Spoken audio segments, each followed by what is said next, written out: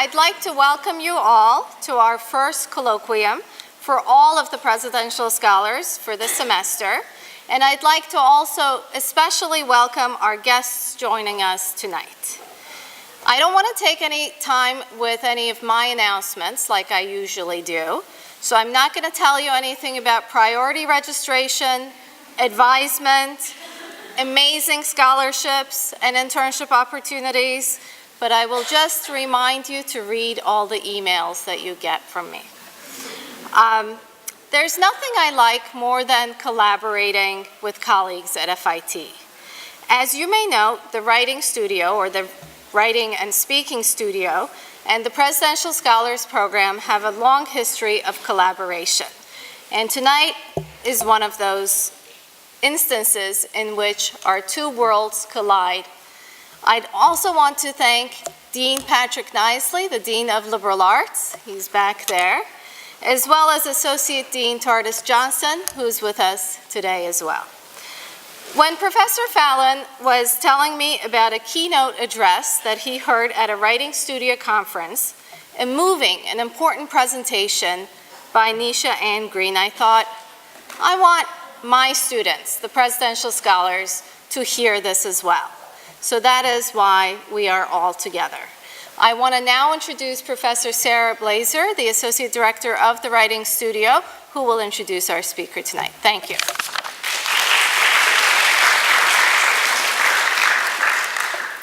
Hi everyone, I'm so glad you can be here with us.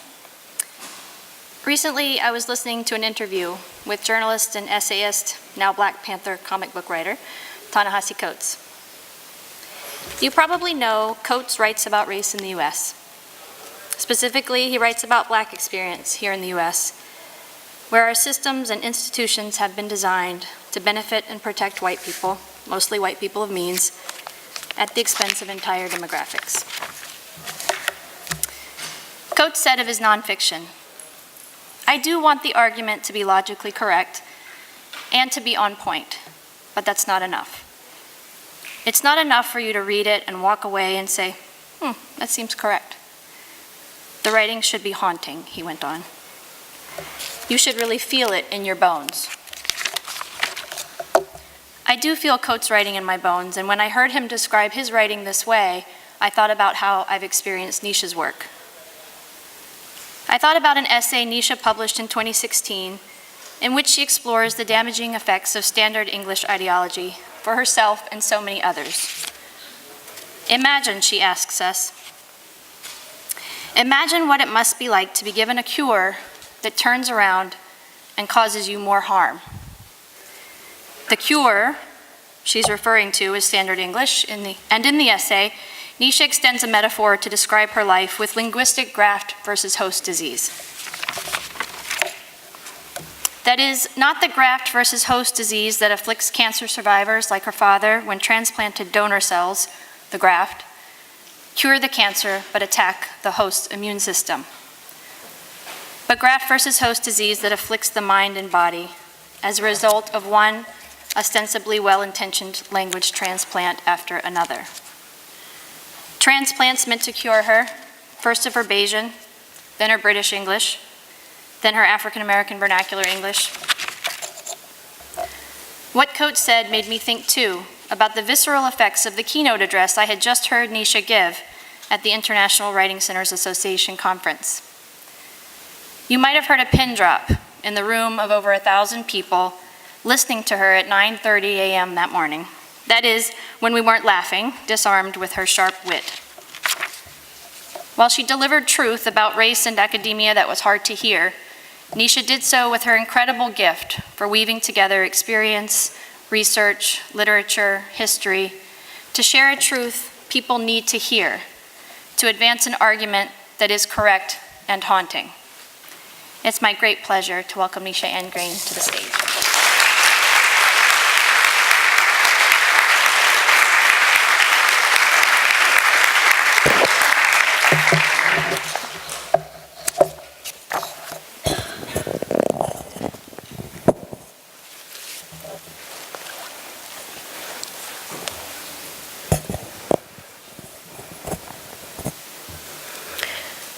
sincere thank you to my FIT family for always pushing my work and encouraging my growth and learning. Thank you, Yasmin, for co-sponsoring this event. Thank you to all the curious faculty, staff, and students here in attendance tonight. Here's the only warning you'll get from me. I am not typical. Throw all your expectations out the door now, because I am authentically and unapologetically myself. And lastly, a special thank you to all my friends, family, my dad and my brother, too many aunts and cousins in the room right now, and other supporters to count in the audience tonight, who came to hear me speak, many of you for the first time. I dedicate tonight and give full credit for all my awesomeness to my mom, who was here in spirit.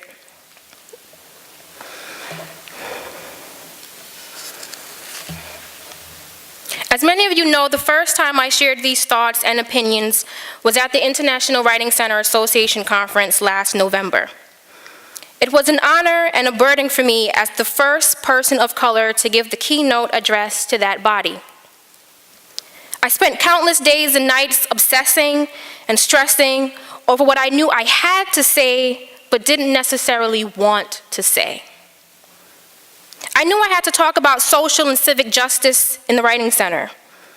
I knew I had to call it to everyone's attention that I, a 31-year-old immigrant from Barbados, was the first person of color to give the keynote.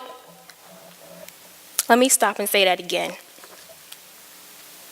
I knew I had to call it to everyone's attention that I, a 31-year-old immigrant from Barbados, was the first person of color to have the keynote platform in the 34-year history of that conference.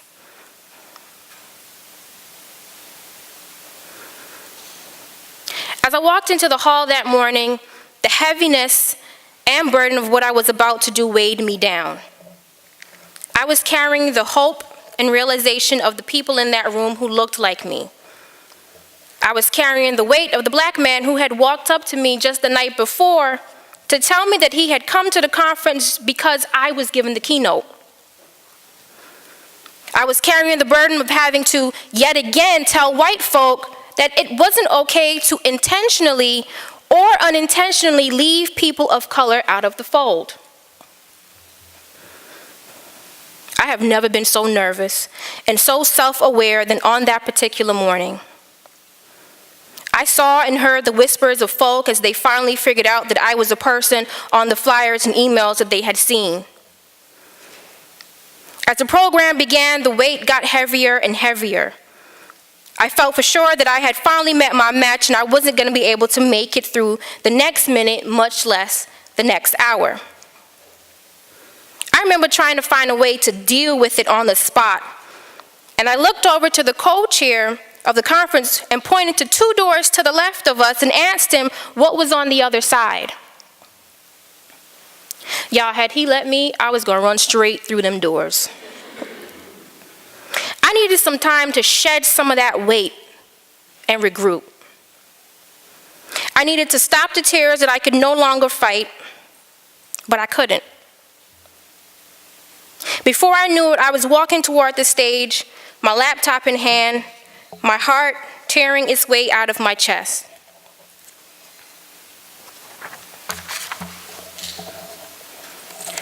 My burdens carried me to the stage that morning. The weight of the responsibility of my platform glued me to the podium. My tears became the fuel that kept my dark body from being torn asunder. I stood on that stage, and here's what I said. I think I've already made it pretty clear that I'm not going to get through this without crying, and y'all just going to have to deal with it.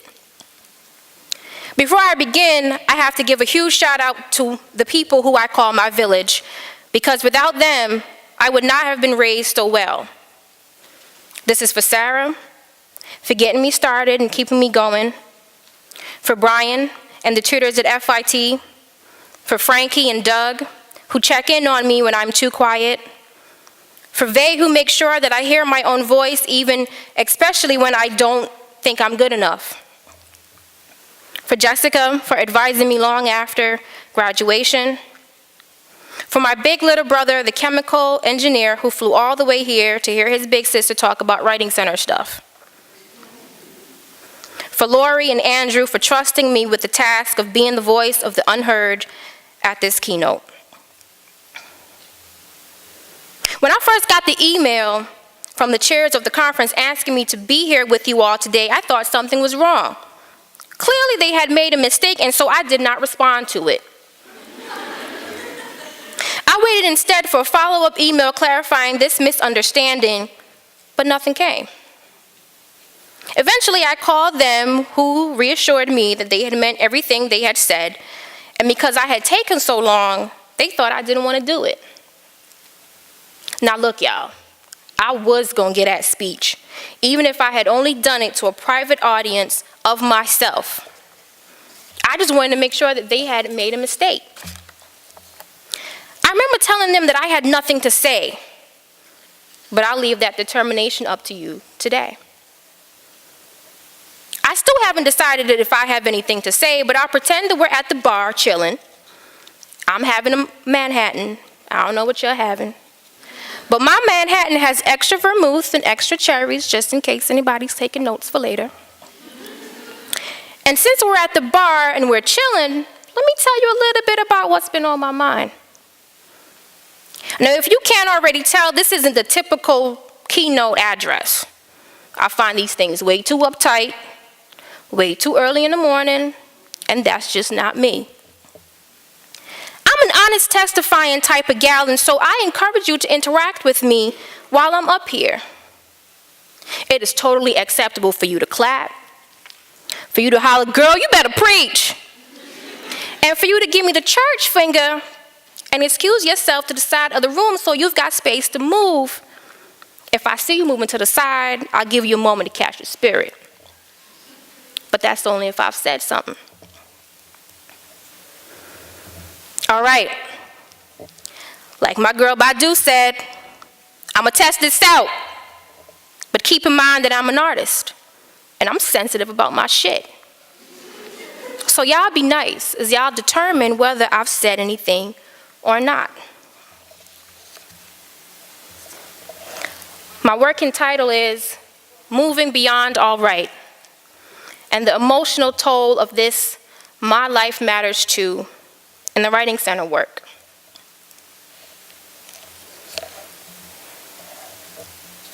I've been dreaming about this keynote for about a few weeks now. Not dreaming like it was a goal of mine, but literally going to sleep and dreaming about it. The next 45 minutes have happened to me so many times, I'm just waiting to see which version of deja vu comes true. I know it's not the one where I miss it completely, and so far it's not the dream where the mic stops working, but we'll see. Writing this was emotionally draining, and I finally had to give in and just let it write itself. I wasted so much time trying to draft something that was supposed to feel right, instead of just letting it be. On my way to letting it be, I shared this on Facebook. I do not ever choose a path for the writing I produce. Most of the time, I would prefer not to even be the vessel.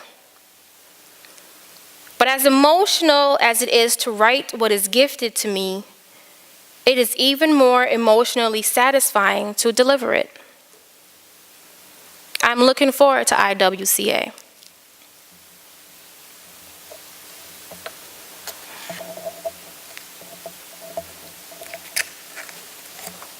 Even before the wake of our current political climate, some folks have been struggling to determine who among us actually matters, both in life and in death. The movement Black Lives Matter was born as an affirmation and signal to all that Black lives should be valued, and I would add, included and represented fairly in all spaces. But what some folks chose to hear instead was that only Black lives matter, and accused us of being racist. if we would have been selfish and left you out of the injustice. As if we would not invite you to join us in burying your young sons and daughters well before their time.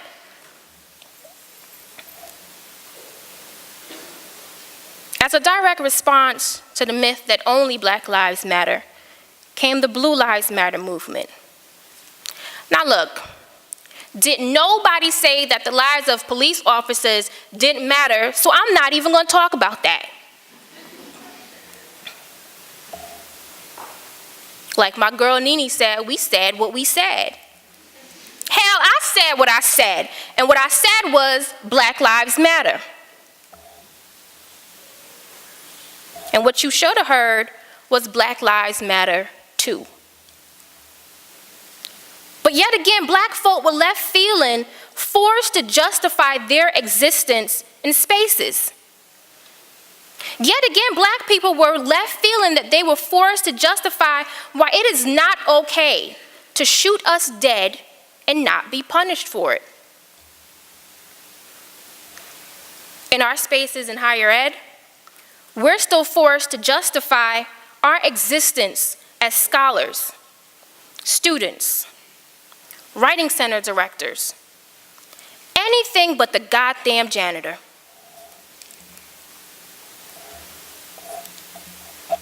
We're still explaining why throwing rotten bananas at us isn't okay.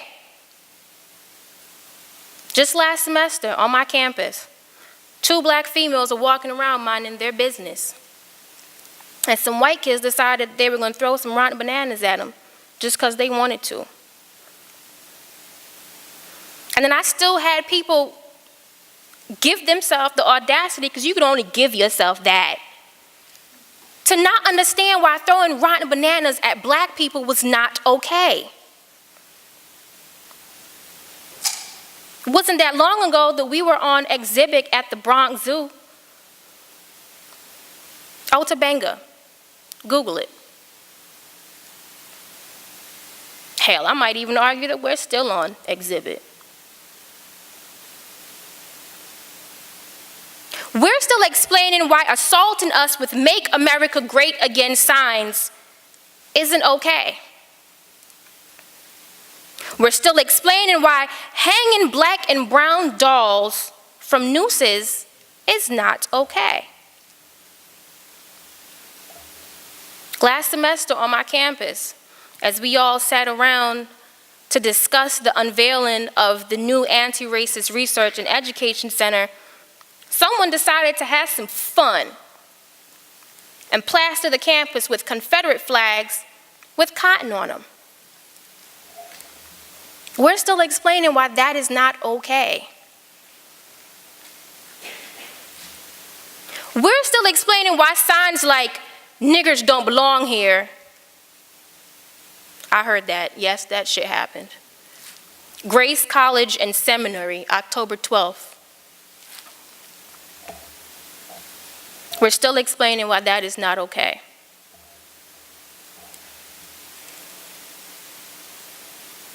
How many of you take for granted when you leave your office or you walk to your car that it is in the same state as which you left it? This sign was left on a Black student's car.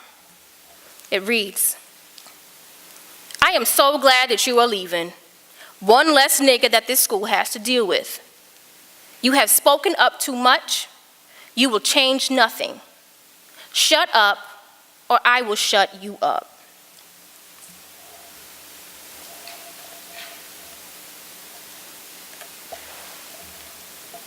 This Black Lives Matter work is exhausting. Those fighting on the front line struggle a great deal with emotional turmoil and anguish.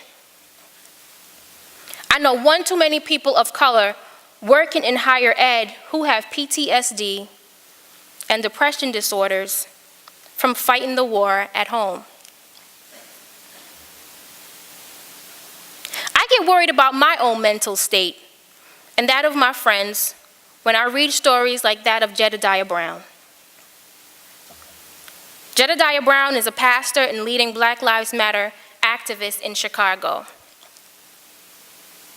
Jedediah felt so drained, so exhausted from burying black bodies and fighting for those of us lucky enough to still be alive, that Jedediah took a loaded gun, got in his car, got on Facebook Live, and threatened to commit suicide. The only reason why Jedediah did not die that day was because the police officers recognized him. I wonder, how did this chapter end up as part of his story? He knew God. He had all these resources and friends and family around him, but yet still, this happened. And so I wonder, if this happened to him, then what the hell could happen to me? But I guess like Kendrick said, if God got us, then we gonna be all right. I question that word, all right.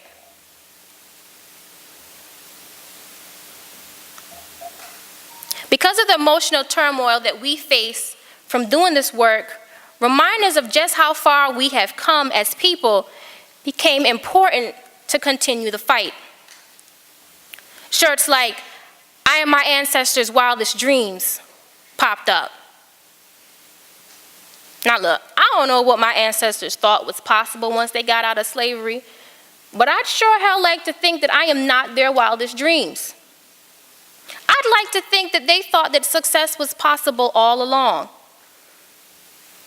I may have been my way back ancestors' wildest dream.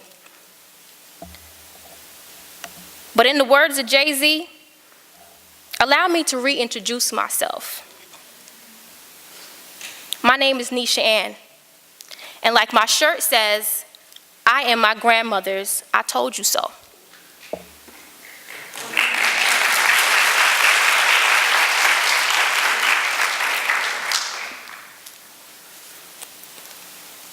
I have this reoccurring dream of my granny. She calls me to her and she says, "Come here, doo-doo, darling." And when I go, she takes my hands and she makes a cup. She puts a fistful of money in it. In my eyes, that's her passing her greatness on to me. Can I tell y'all why I think that's the meaning of that dream? It was just one day, right? My grandmother sent us to the store to get a pack of biscuits. These biscuits cost 75 cents. We get to the store only to find out that the cost of the biscuits had went up. We knew better. We didn't buy them biscuits.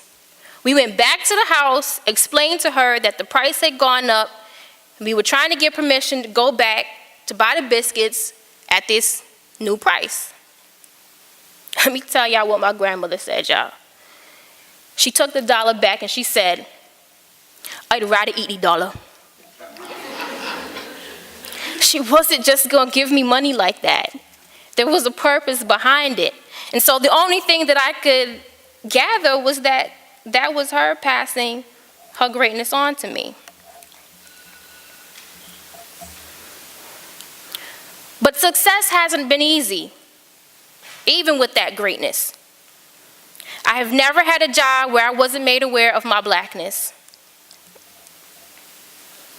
I have never had a job in higher ed where I wasn't made aware of my lack of whiteness. I have never had a job in Writing Center administration where I wasn't the first black woman. I was fully aware of my blackness and my lack of whiteness as I stood in front of that audience in Chicago last November, as the first black person to give the keynote address at that conference in its 34-year history. Let me remind you again, I'm only 31.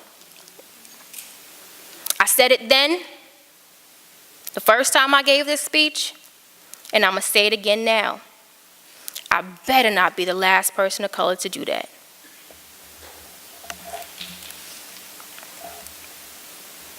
I started volunteering as a writing center tutor. Then I moved my way up to grad assistant, then tutor coordinator, then assistant director, then associate director, and now director. It was actually during my first time presenting at the National Conference on Peer Tutoring and Writing, also in Chicago, that I realized that I could be more than a tutor, and I could do this work for real. But it wasn't until I was a fistful of tears deep into thinking about this keynote that I realized that on my journey, I had figured out how to fill these positions. Not just fill them, but fill them as my Black, Barbadian, authentic self. I had figured out how to fill these positions while making sure that I was honoring the cultures, languages, rhetorical moves, etc., that made me who I am. I had filled those positions without giving up my Blackness. I first had to figure out how to be a Black tutor. Can I tell y'all that story real quick? Okay. When I was a tutor at Lehman College, we had been talking about the idea of code meshing. It just came up. And here I was, a Black tutor, trying to figure out what it meant to finally have parts of my language that I had been told were bad, wasn't good, I couldn't use them, that they were finally okay. What did that mean? And so I was trying things out in my tutoring sessions to try to give students that same level of awareness as I was trying to figure that out for myself. And then one day the student came in, I don't remember her name, I do remember what she looks like. She had some braids in her hair, she was Black just like me.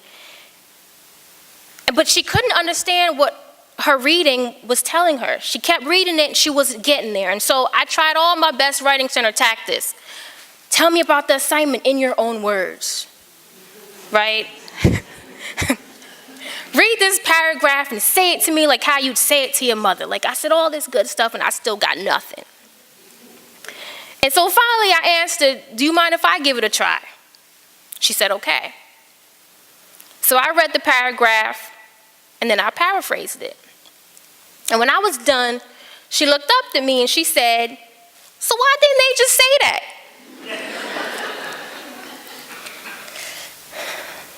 I paused. There was something on my mind that I really wanted to say to her, but I wasn't sure if I should say it. But eventually I said, you know what, whatever, and I did. I leaned in real close and I whispered, because I was still unsure, and I said, the reason why they didn't just say that was because this shit wasn't written for you. Yup, I said it.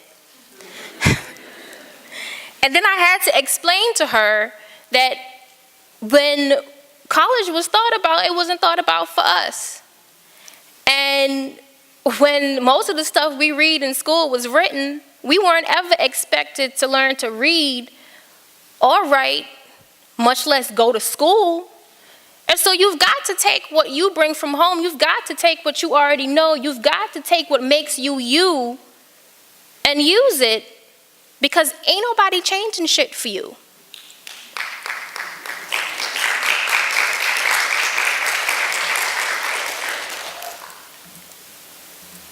So I figured out the Black tutor thing, right? I then had to figure out how to be a Black writer. It wasn't until I was halfway through my thesis that I figured out how to be a Black writer. I wasn't at the writing center anymore, but I was at somewhere else, and I'm working on this code meshing thing, and I'm trying to understand what it is as I'm doing it at the same time, which got confusing as hell. But I go to a conference, and I meet Vershawn Young, and I say to him, I have a love-hate relationship with you. And he's like, why? And I say, because I like the things that you're saying, but I'm not fully understanding it, and you're not around to explain it to me. Y'all, he looked me dead in my face, and he said, so why didn't you just call? He didn't have to say anymore. I called, I emailed, and I figured it out. I learned how to control the battle of the languages going on in my head. Like Sarah said, I had diagnosed myself with linguistic graft versus host disease. I couldn't figure out for the life of me before this time how to write so that all of the codes and all of the languages that I heard in my head and saw on the page weren't at constant battle with each other. But I figured it out. And now everything I write, just like this speech, is a linguistic celebration.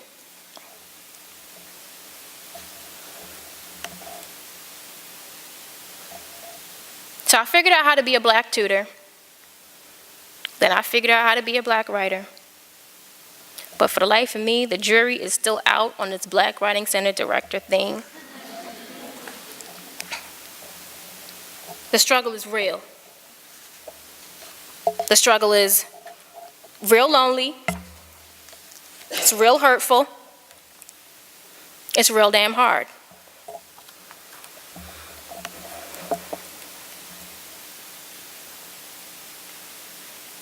For a long time, I had Kendrick Lamar's "All Right" playing in the back of my head.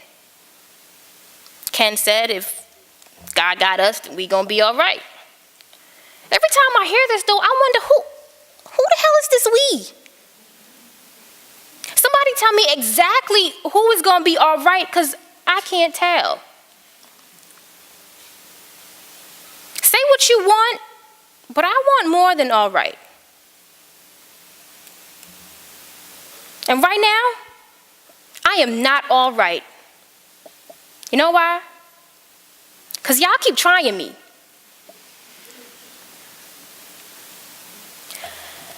I am quite shy by nature. As I think about what I need to say to you, my chest is pounding and I am willing myself not to stutter. I don't even know if I'll be making sense these days, but I do know that I have to keep trying till I get it right, because I refuse to go crazy. When I am not pushing myself to give terrifying presentations, when I am not in self-care mode, or self-defense mode, or, Lord, not me today mode. When I am safe, I am quick to smile and quick to offer my last. As a matter of fact, my boy JG usually says, "Nene, you so sweet." But nowadays, I wake up with venom on my lips. Glad to be awake, but cursing the fact that the day is not my own. I wake up cursing the microaggressions that have been tattooed on my soul and branded in my mind so that I am forced to relive the day you asked for my help, which I gladly gave because I'm so sweet. Only to have you then ask what my qualifications were for doing this work. Just for you to conclude that I'm more qualified than you. In my mind, I threw the bird. I popped my gum, and I said, "No shit, Sherlock." On the outside, though, I smiled. I wake up cursing the fact that I am forced to relive the way you yelled at me in your department meeting because your graduate students can't write. On the outside, I pushed back while you smiled in enjoyment. On the inside, I cringed when I realized that I had been mind raped. I wake up cursing the fact that I am forced to relive the day you watched me park my Volvo, only to then demand if I had any business on campus. Stole Writing Center run it damn self. In my mind, and well deep on the inside, my blood boiled so hot that my tears dried up before I could even shed them. On the outside, though, I smiled. I I wake up cursing the fact that I am forced to relive the day you told me that the reason a white kid in the class I taught called me by the name of the only other black woman in the department was because my hair looked like hers. I will never forget the fact that you insisted, citing that unless she had changed her hair since you last saw her last week, this was in fact the truth.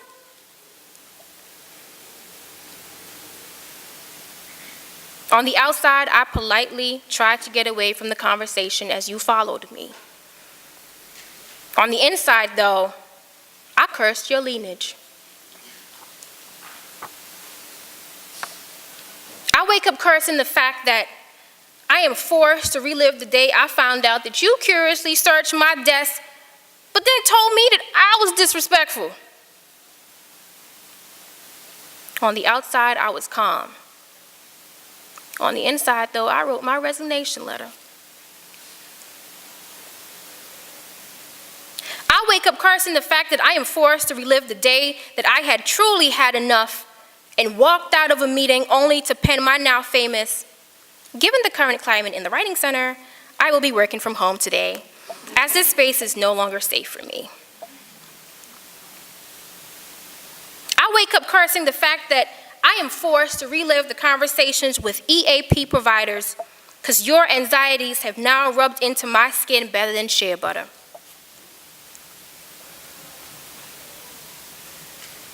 How come y'all get to be so passionate and I get to be angry? I'm trying. Even when I'm silent, I'm pissed off and fired up just because you think it's so.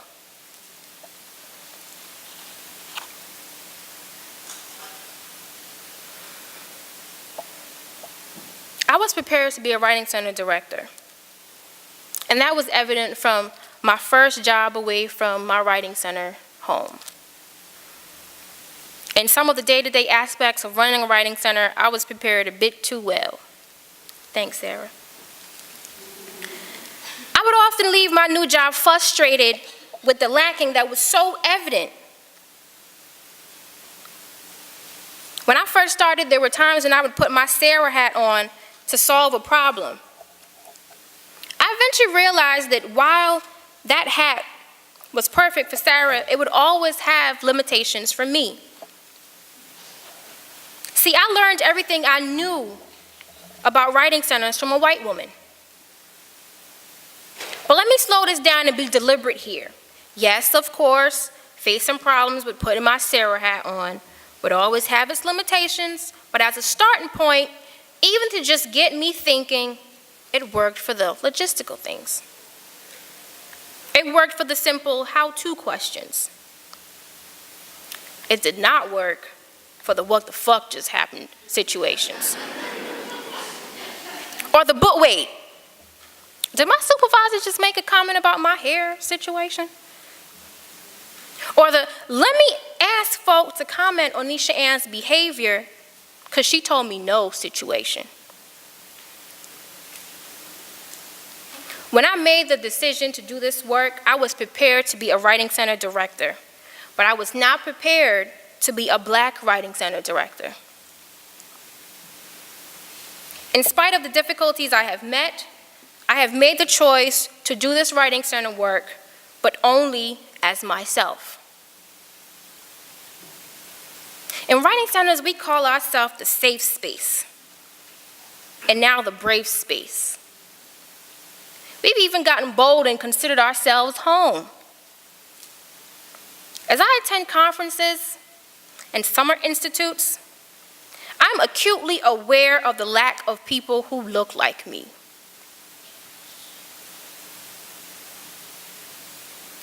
How the hell can this space be home if I'm always alone? I used to wonder what it would have meant for my career if I had seen people who look like me do the work that I am interested in. I used to wonder what it would have meant to have a black writing center mentor to turn to the first time I experienced racism from a supervisor. I still wonder what it would mean if I could learn how to avoid the emotional and mental turmoil. I do not pretend to know the answers to these questions, but I do know that I exist. And I do know that I am doing this work. And I am doing this work as myself. But it's my lack of whiteness that seems to agitate folks the most. My hair is too natural, sometimes too red. My African American vernacular and my Bayesian dialect are too loud, too non-standard. My attitude too stank. My use of the word no makes you uncomfortable. My matter-of-fact approach is too rude. My truth is never relevant. And my rhetoric is all wrong. But Kendrick Lamar said, if God got us, then we gonna be all right. I still don't like that word all right. But Granny also told me that the Lord helped those who help themselves. So I got up. And even though you be throwing obstacles in my way, I'm working on figuring out how to be a Black Writing Center director.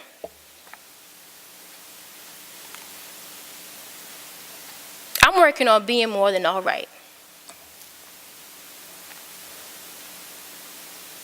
So we've got the tutor thing, we got the writing thing, jury's still out on that Writing Center director thing. But I realized in order to become a Black Writing Center director, I had to become a detective. More importantly, a blues detective. Now here's why. According to Stephen Soitis, to enter the scene on our own terms and without being the first ones to die, African Americans altered the formulas of the classical and hard-boiled detective fiction.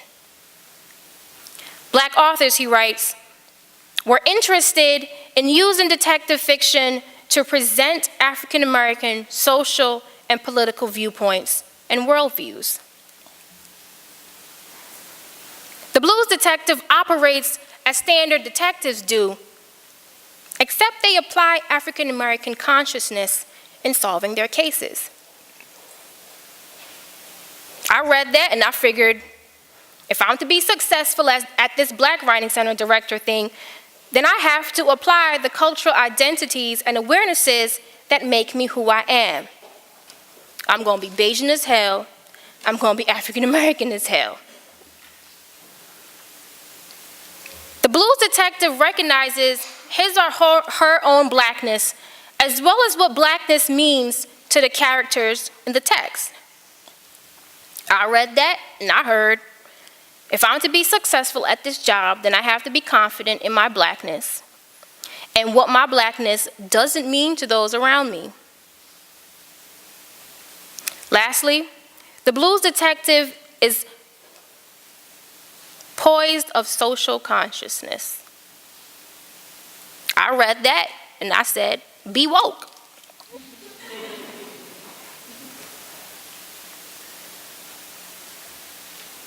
To all my people of color, I suggest that we, as my granny would say, take a leaf out the book and you write the Black detective book, right? And I say we help ourselves. I say we help ourselves by using the tropes that make the blues detective special and unique. Let me run through them tropes real quick and tell you how I choose to use them. The tropes are Black vernaculars, Black detective personas, hoodoo, which is a play on voodoo, and double consciousness.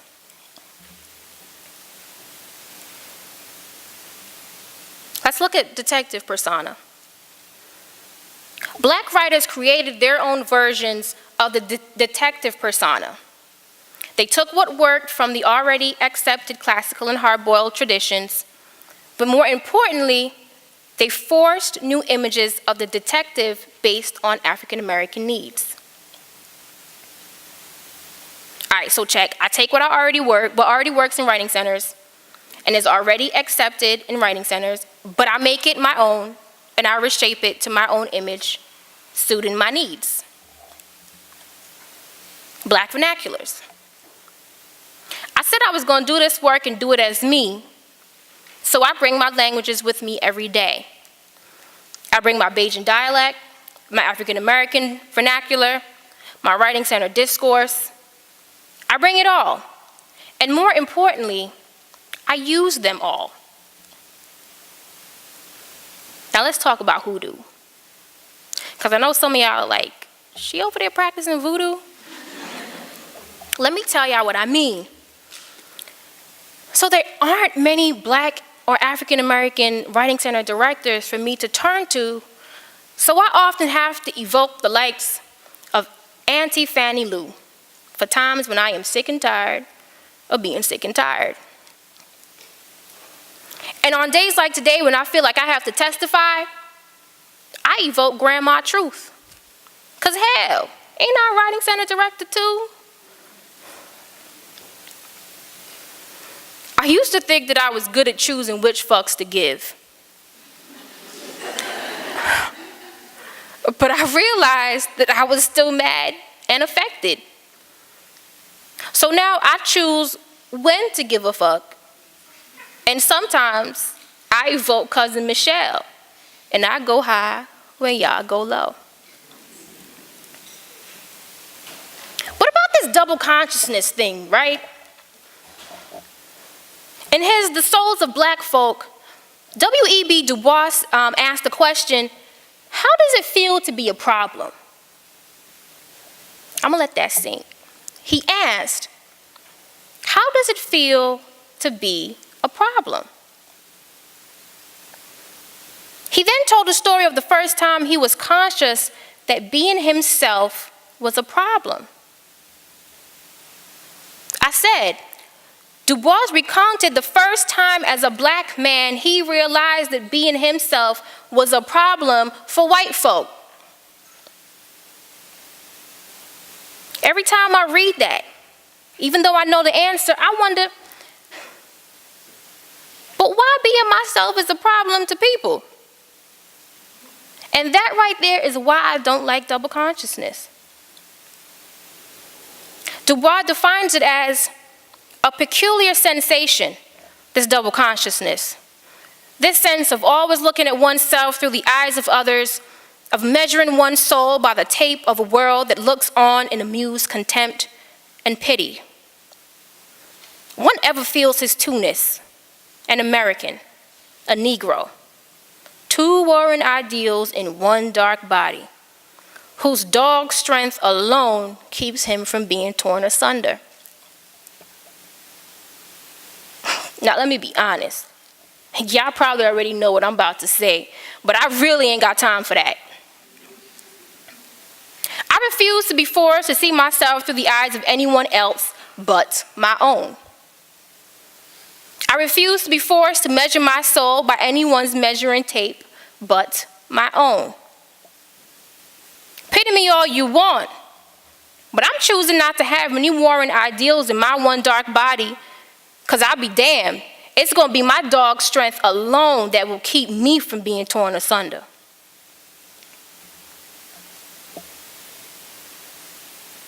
How many of us have read or have heard the poem, We Wear the Mask by Paul Laurence Dunbar? This wasn't originally in the speech, but the more I thought about it, the more it was on my heart to say something about this today. The poem reads, we wear the mask that grins and lies. It hides our cheeks, it shades our eyes.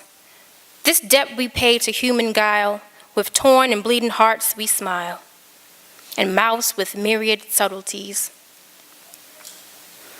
Why should the world be overwise in counting all our tears and sighs?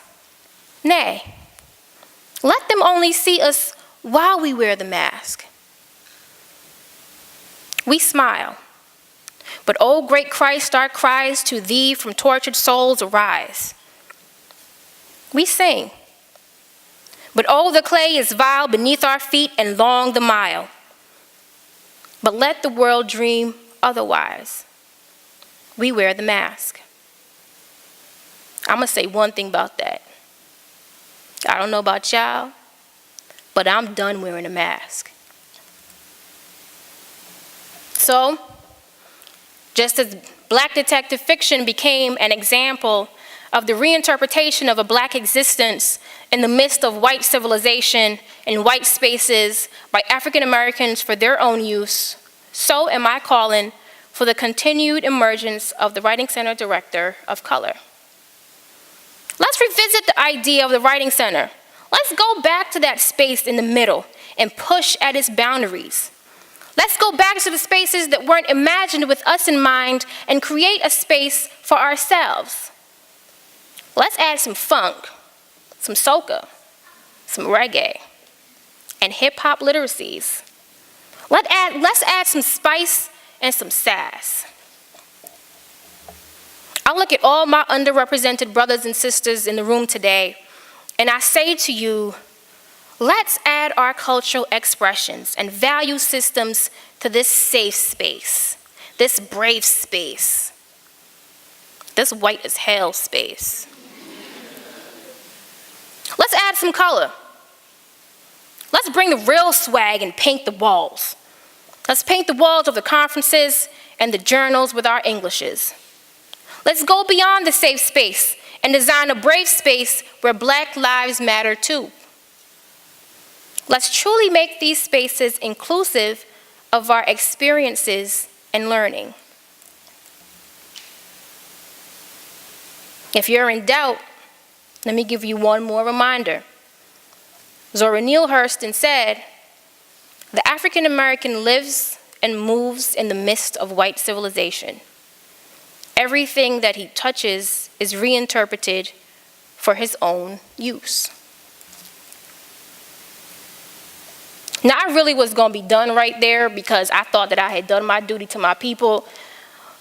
But in preparation for the keynote, white people kept asking me what I was going to say to them. So,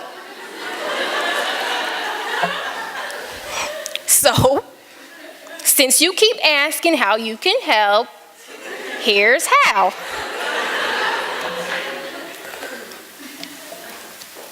I need you to be an accomplice, not an ally.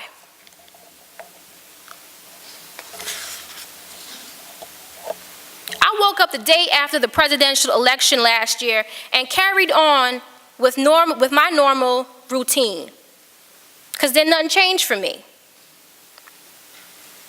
I drove to work, cussing the bad drivers of DC when they got to the roundabout and panicked as though it wasn't there yesterday. I walked into the library, and I could instantly feel a difference that was unlike any other difference. The library itself seemed to be mourning, and its inhabitants, what little she housed that day, were in full-on mourning themselves. I walked past tear-stained faces and heads hung way too low for long-term comfort, quickly learning to avoid posing the normal, "How you doing today?" question. I unlocked the Writing Center, began my work for the day, because let's be honest, much didn't change for me.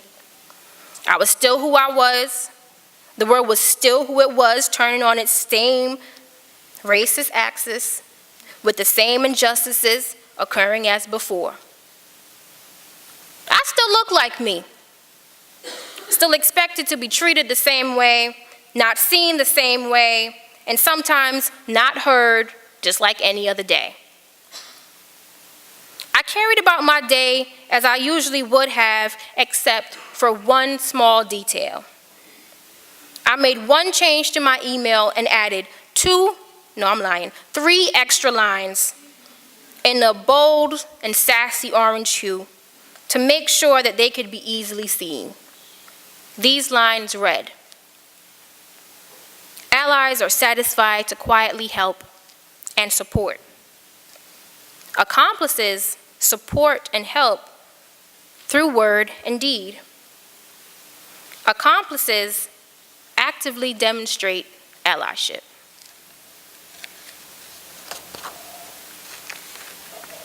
So how do you help? None of that safety pin rhetoric around here. When you see me struggling, get up and do something. When you see your colleague yelling at me in a meeting because their graduate students can't write, you say something so I don't have to. When you see people harassing me in the parking lot, wondering whether or not I have any right to park there, how about you defend me so I don't have to? And please, please, do not see these things happening, then come afterwards after you ain't done nothing to tell me that you're sorry. Because I'm going to look you dead in your face and I'm going to say, but you didn't do anything. Be my accomplice. That's all I'm asking. And so, while this space wasn't built for me, never evolved to include me, I exist in it. I fight in it. I get hurt in it. I excel in it. Shit, I give keynotes in it.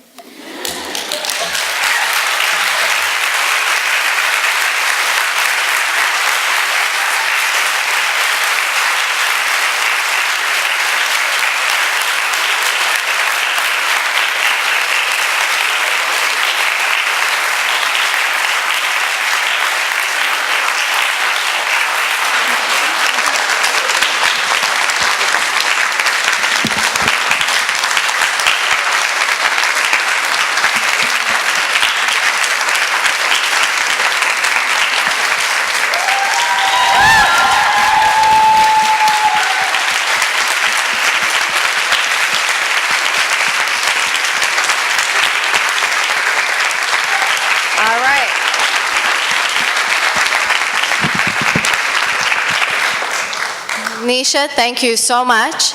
And Neisha has graciously offered to take some questions. So I have some mic runners, and raise your hand if you want to ask a question, and somebody will come to you.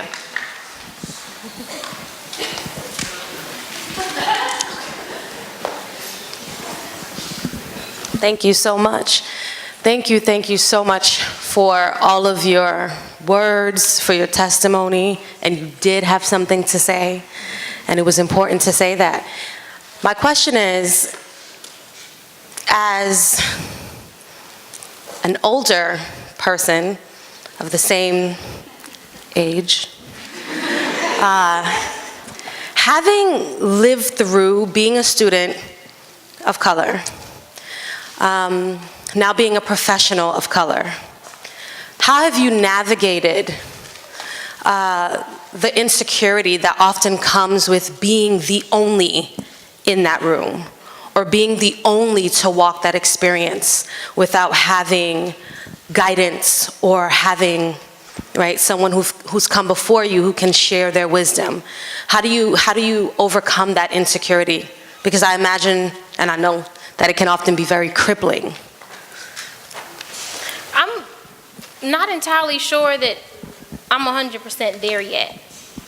So like when I walk into a meeting at work without even being fully conscious of it, I scan the room and I'm fully aware that I'm the only black person there.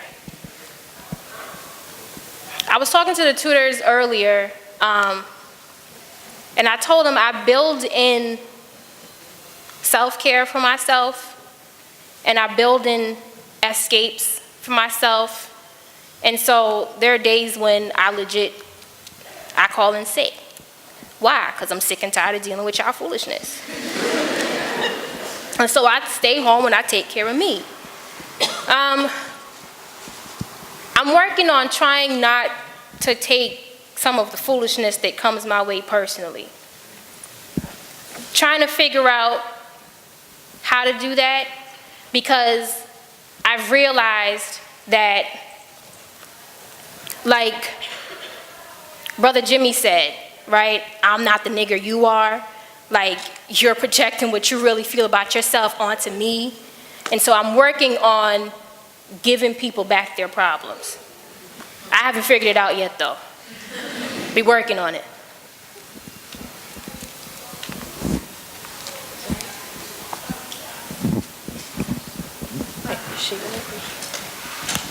And by the way, when I said Brother Jimmy, I meant James Baldwin. Right? Hi.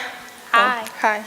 I have more of a story rather than a question. I always hate those people who have a story rather than a question. But today I'm going to be one of those people. Hey. But yeah, so I preface this story with kind of a comment just to say that to anyone in here who thinks like, this isn't happening here, this doesn't affect us, kind of just to, it is, and I hope everyone was listening really intently to your speech. It was very moving and I related to it a lot. And I also would like to say this is not being told for every random white person in here to come up to me afterwards and say, I'm sorry. So I would just like to say that I was addressed about a month ago by a fellow presidential scholar and previous person I had in my classes, and I was asked, I was just wondering if you identify as being black. As if what? Thank you. I'm not sure, I know you guys can all see me, but there's not much left to choice there. And I had to sit there, we were sitting, I had invited this person into my apartment, and I had to sit there and keep calm so that I did not appear to be an aggressive black woman. No, you didn't. And say, what do you mean? I was then followed with, I'm sorry, I didn't mean to offend you. I just meant to ask if you identified as being black. And I said, why wouldn't I? And then she said, oh, well, I was just wondering because, you know, you're a tutor and you're in the honors program and your parents are doctors. So black people can't do them things? What'd you say? So black people can't do them things? Exactly. And then I was in my own home and I had to respond to a peer and explain how socioeconomic status worked across all races. So I would just like to say that this happens on such a regular basis, and if there was a story and a microphone passed for every racist story a person of color in here had, we'd be here all day, all night, all year. We could do this forever. So I would just like to say I appreciate you coming to speak with us and tell your story, and that I hope everyone was paying attention. Thank you for sharing.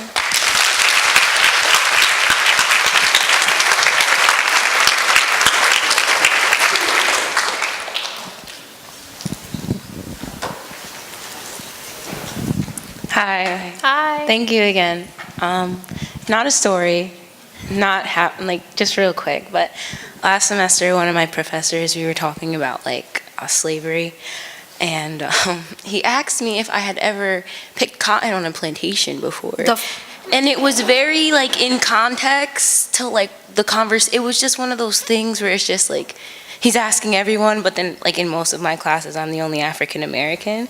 So it was just, I froze and I didn't really know what to say. And then he looked at me as if to respond, and I was like, oh no, I haven't. So things like that, that was the worst case I've ever experienced. But in general, how do you handle it just seems it's unconscious questions. They're not, people aren't aware of what they're asking and what they're saying. How do you handle that? People are aware. See, that's what I thought. He know full well you weren't picking cotton. When's the last time somebody picked cotton? Yeah. Honestly, I would not give that person the justification of a response. Not to that extent. I would politely excuse myself out of the room, out of the conversation, and I would find the administrators. Where are the administrators in this room? Because clearly we have a problem here. Because we can't have faculty members, I don't care how ignorant y'all claim that they are, asking black people in 2018 whether or not they're out here picking cotton. Are you making moonshine? I don't come around and ask you stuff like that.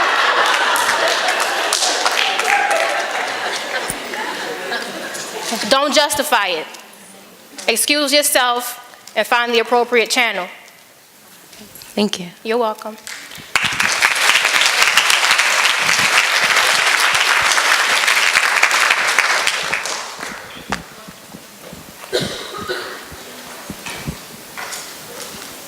she has a question, and then I'll give it to you. Thank you so much for coming, first of all. And I had a question in regards to your writing process, because I know it's a very deep-rooted issue, I think that all people of color probably have, and it's got to have a lot of anger and passion behind it, and you have to go about saying your message in a particular way. So how did you go about starting to write your speech? So, as a writing center person, I'm trained to think about my audience, right? I'm trained to think about my purpose. And so I kept trying to approach it from that lens, and nothing that I put on the page really got to what I knew and felt I needed to say. And so I literally, and I've said this before, I stopped and I put what I had down to the side, and I picked up a fresh pen and paper, and I decided right then and there that I was gonna write it from my fuck it spot. And at that spot, I'm not worried about my purpose. I'm not worried about my audience. I don't care whether or not people like it. I care about getting it off my chest and getting the truth out. And then I go back and I decide, like I told y'all, when I'm gonna give a fuck and when I'm not gonna give any. But don't say it like that to your professors, because they're like, don't say it like that. Hello. Hi. Oh my gosh. So a few things. One, I want to thank you. I didn't think I was going to cry, which means to me that you clearly connected with me and resonated on a level that I wasn't prepared for. So I really appreciate that.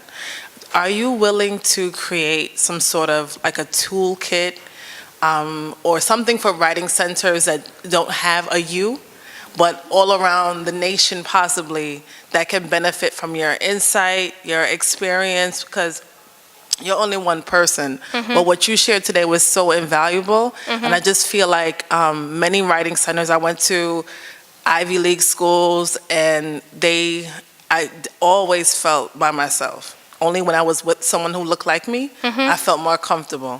So is it possible that in the future that you can create something that would benefit different writing centers throughout the country with the mindset that you have?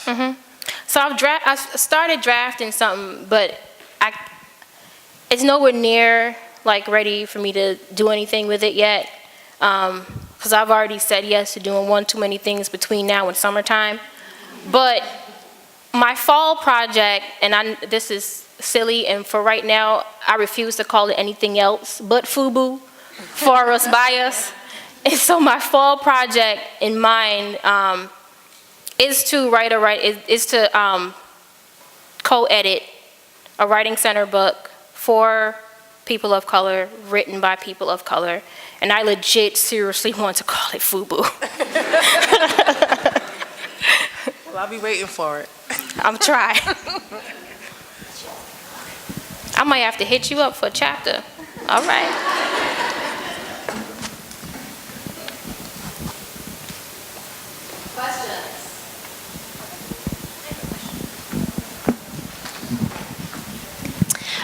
So I want to kind of go off of your experience a little bit.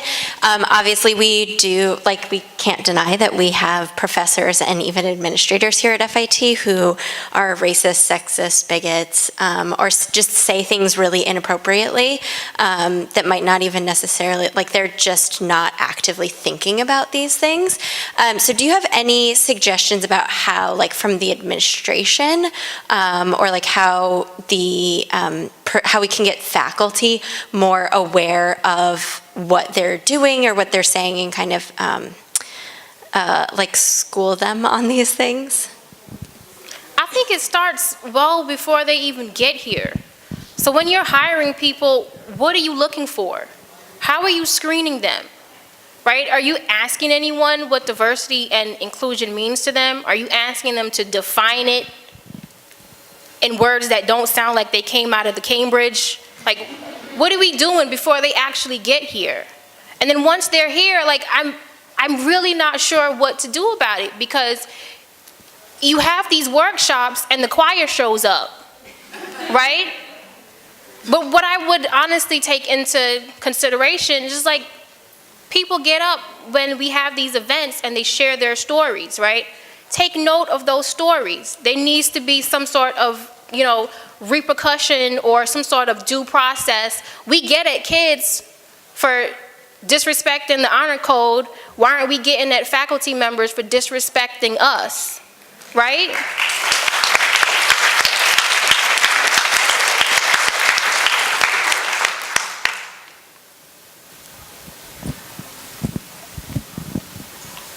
Hi. So I have something that's kind of similar to that. I grew up in a family that I never really thought was racist, but as I grew up and I started understanding more of the world, I kind of realized that they are. So they're not, I wouldn't say openly racist, like they don't go up to a black person and insult them or do anything that you see on the news and is horrible, but they are, I would say, passive racist, which I think is still racist. But how do you educate someone like that and have them realize that what they're doing is wrong when they don't think that it is?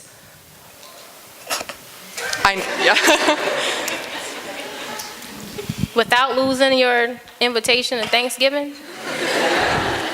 I'm getting close. I would start by being honest with them, explaining to them why what they have grown up thinking isn't right. I would share some readings with them, but I would keep talking, and I wouldn't try to present myself as any authority on it.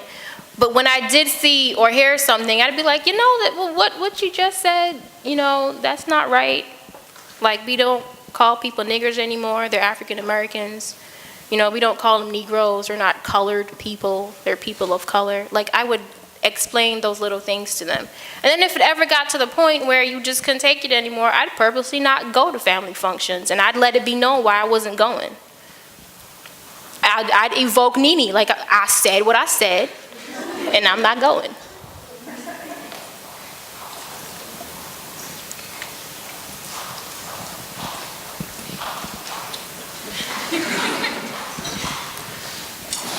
Go ahead.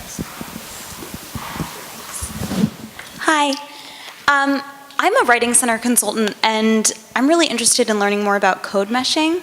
And I know you mentioned it a few times, and there's a lot out there on it, and I'm not quite sure where to start. So I'm wondering if you have a recommendation for somebody who really doesn't know that much about it, and I really want it to inform more of my practice. Where would you begin if you were me? Are you a consultant here? Where are I'm a consultant at Baruch College here in the city.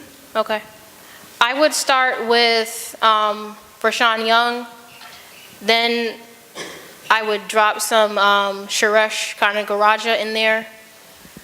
I would start there, and then email me and I'll send you someplace else. But I think you got to start there first. If I give you something else, because those two already are confusing, right? So Rashawn is all about code meshing, right? So instead of code switching, we code mesh. We don't keep our languages equal but separate.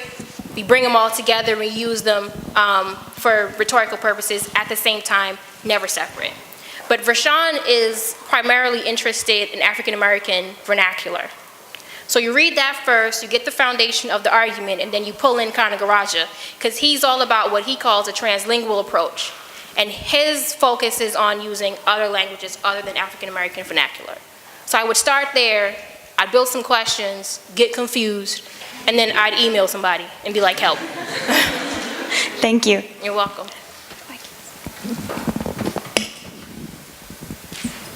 Hi. Hi. I was a peer tutor. It's a long story, but anyway.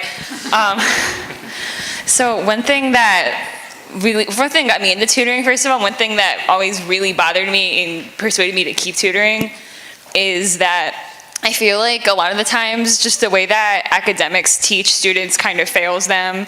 Like, I'd have a lot of students come in crying to me with a lot of red marks in their paper because like nobody listens and nobody accepts like a personal student's vernacular.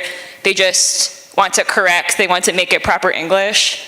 And I was wondering, at your writing studio, have you taken efforts to talk to faculty Or like, how have you guys sort of challenged the way that standardized academia sort of stigmatizes students and discourages them?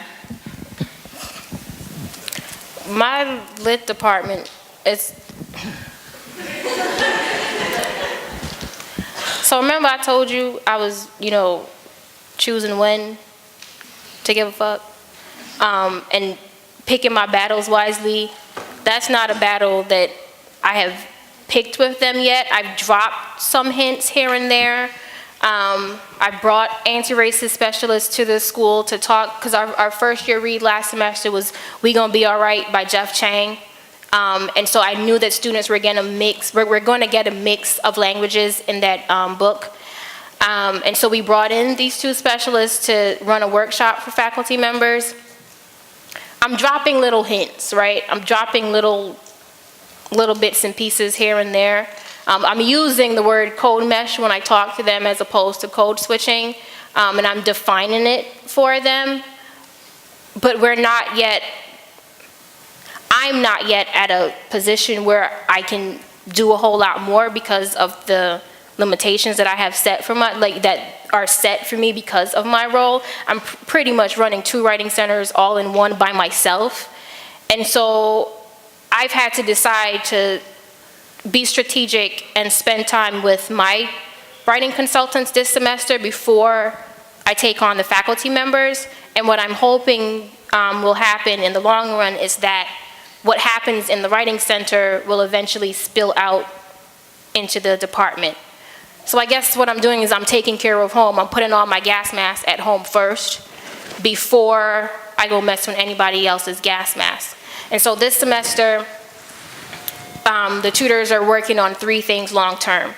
They've already drafted their individual tutor philosophy statements, and we're going to keep revising those every time we learn something new. Say, we've got a specialist coming in to talk about disabilities. We've got a specialist coming in to talk about ELL.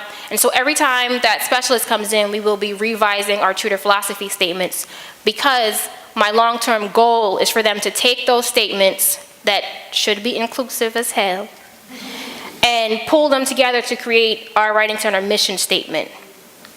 The last 2 weeks of tutor ed this semester will be focusing on linguistic racism, code meshing, students' right to their own language, that kind of stuff.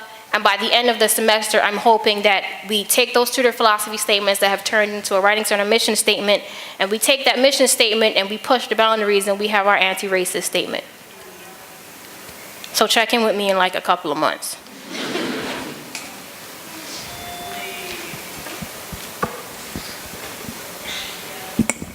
Thank you. This is everything for everything. And you need to write about the writing from the fuck it spot. Like, you need to write about that as a rhetorical device. But anyway, you just got me thinking when you were talking about tutor education curriculum, how you do it. Is it all in staff meeting? Just logistically, do you have a course? Do you meet every week? How do you organize your staff to do all of the work, this great work that you want them to do? We are in development stage. And you hear them giggling because they know what I'm talking about.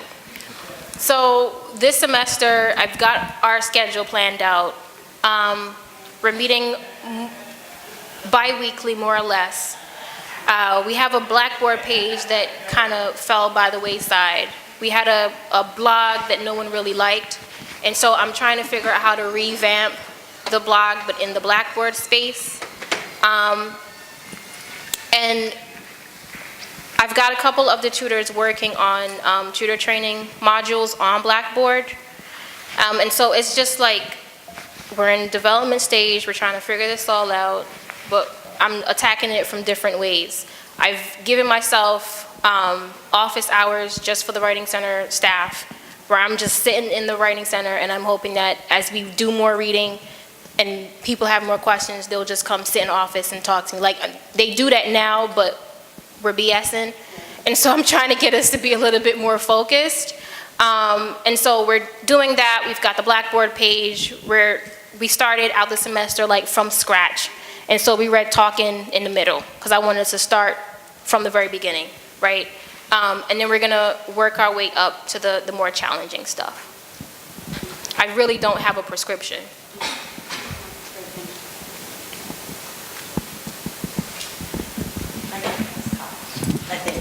Thank you so much, Neisha. That was an honor to be here. I'm just wondering if after, the evolution of your thinking, if you still believe in writing centers because it's a real question for many of us. Do we believe in any of it? But in writing centers in particular, for many of us who come from that space and came into academia through it, do you still believe in their possibilities to be something different?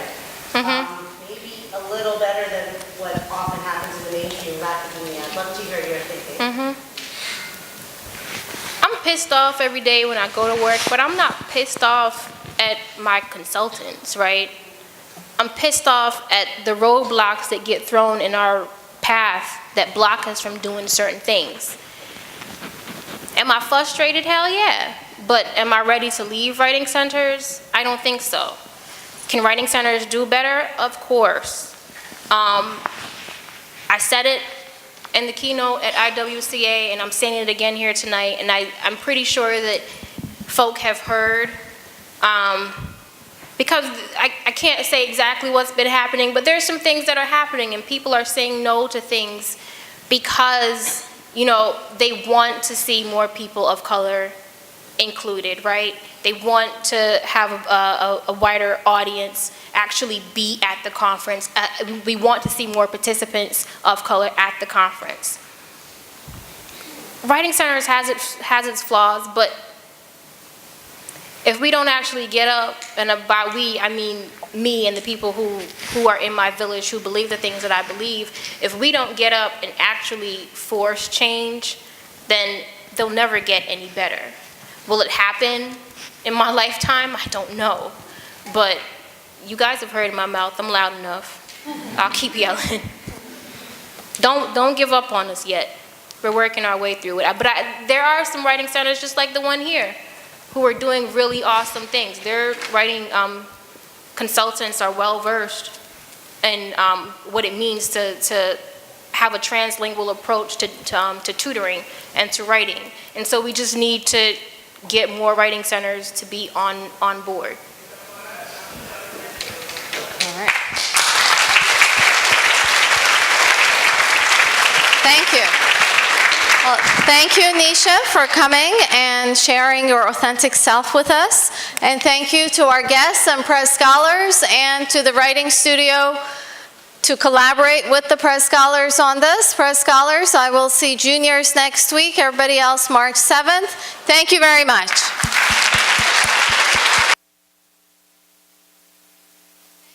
Mic runners.